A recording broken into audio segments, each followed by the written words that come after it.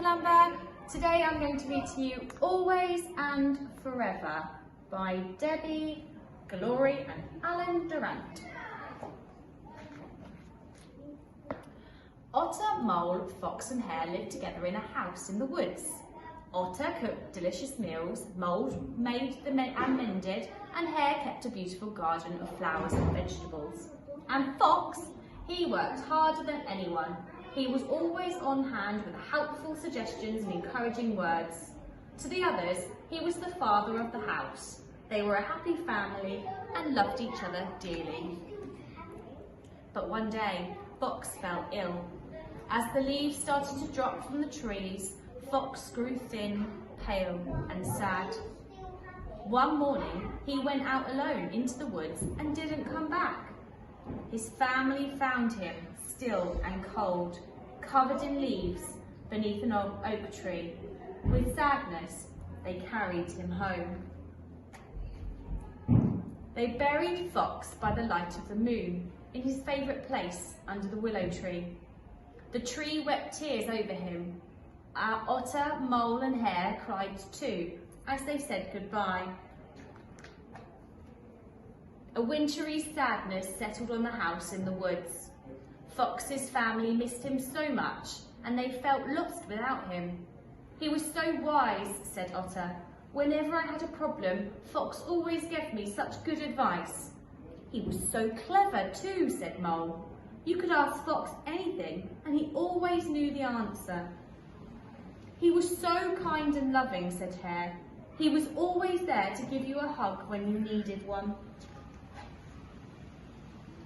Remembering the things that they loved about Fox made his family miss him all the more. Even talking about him, their hearts ached, and they fell into silence. And so it continued, sun and moon, moon and sun. There was only deep sadness in the house in the woods. Snow came and went, and the trees started to turn green once more. One afternoon, Squirrel came to visit. Where have you been? She asked. Your friends have missed you. We've been too sad to go out, said Mole. We miss Fox so much, said Hare. So do we all, said Squirrel. But life has to go on. How can it go on without Fox? Said Otter, and he started to cry. Mole and Hare started crying too, and Squirrel tried to comfort her friends, but they could not be comforted. They were very pleased to see Squirrel again though, and they invited her to stay for dinner. Otter cooked a proper meal for the first time in ages. This is delicious, said Squirrel, and she sat back in her chair and smiled. You know, there's one thing I don't miss about Fox, and that's his cooking, she said. Do you remember that awful pie he made? Yes, Otter nodded as he smiled too, as he remembered Fox's pie. The potatoes were barely cooked, and the pastry was burnt to a crisp. Fox was a terrible cook, Otter said. He was a terrible handyman too, said Hare.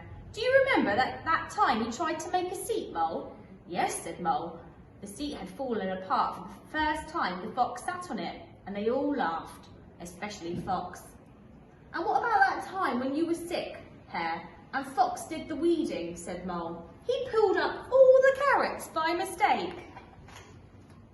They all laughed, remembering these funny things. And it was a long time since old Mole or Hare had laughed. Before Fox had fallen ill, there had always been laughter in the house. Fox had loved to laugh.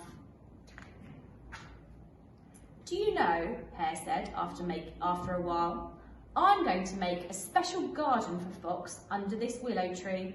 She smiled. I'll plant carrots here. And I'm going to build a garden bench for us to sit on, said Mole.